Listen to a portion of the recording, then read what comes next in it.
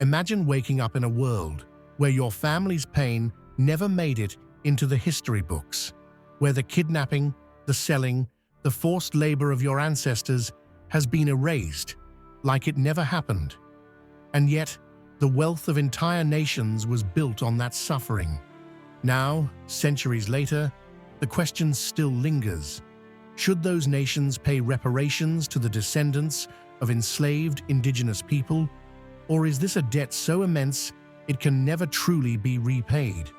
This isn't just a theoretical debate. The consequences of indigenous slavery are still being felt today, from economic disparity to cultural loss. But before we discuss reparations, let's uncover the real history that has been buried for far too long. Indigenous slavery was not a side story. It was a fundamental part of colonial expansion.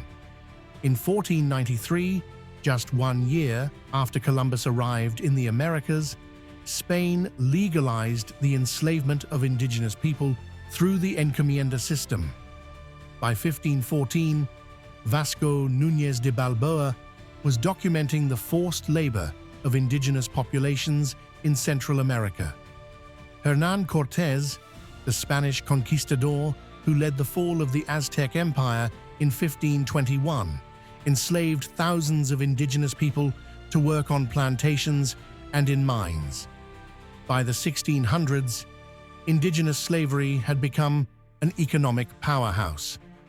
In New England, Governor John Winthrop authorized the sale of Pequot prisoners after the Pequot War of 1636 to 1638. Entire communities were wiped out, and survivors were shipped to plantations in Bermuda and the West Indies.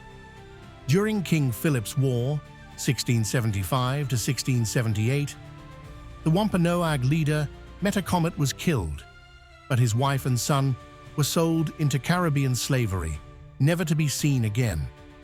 Between 1670 and 1715, South Carolina became the center of the indigenous slave trade, with an estimated 50,000 indigenous people sold to plantations in the Caribbean and southern colonies.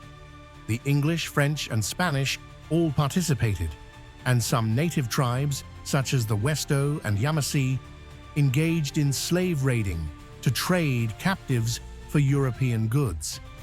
In Australia, blackbirding, a form of coercive labor, swept through the 19th century. The Torres Strait Islanders and Aboriginal Australians were taken by force or tricked into working on sugarcane plantations. The practice officially ended in 1901 with the White Australia policy, but by then, thousands had already been enslaved. Reparations have precedent. After World War II, Germany paid billions in reparations to Jewish Holocaust survivors. In the US, Japanese Americans interned during World War II received $20,000 each in compensation under the Civil Liberties Act of 1988. For indigenous communities, reparations could take many forms. Direct financial payments are one option, but others argue that land restitution, tax exemptions, and economic development programs would be more effective.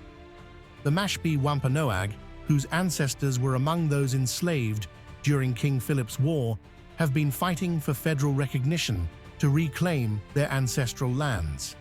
A 2016 report from the Canadian government estimated that compensating Indigenous residential school survivors would cost $2.8 billion.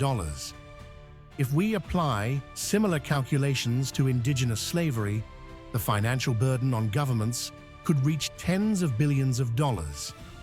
In Australia, the Stolen Wages movement seeks compensation for Indigenous Australians who were forced to work without pay under government policies in the 19th and 20th centuries.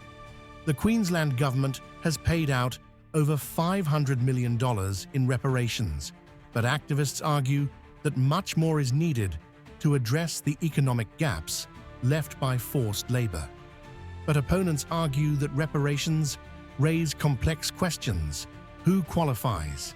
How do we determine the descendants of those enslaved when so many records were destroyed. Some tribes, such as the Chickasaw and Choctaw, enslaved both African Americans and other native groups. Should they pay reparations too? Others say financial compensation alone won't solve systemic issues. Canada's $2.8 billion settlement for Indigenous residential school survivors hasn't erased poverty, discrimination, or addiction in many Indigenous communities. Some Indigenous leaders reject reparations outright, calling them a hush payment that distracts from real self-determination and sovereignty. No amount of money can undo history, but ignoring the past doesn't erase its consequences either. The real question isn't whether reparations are owed, it's whether they will make a real difference. Should nations focus on financial compensation, or is investment in Indigenous education, healthcare, and sovereignty a better path? Would reparations heal historical wounds or just create more division? And if we acknowledge Indigenous slavery, what other untold histories are still being ignored? Let's hear your thoughts. Should Indigenous descendants of slavery receive reparations, or are there better ways to address historical injustices?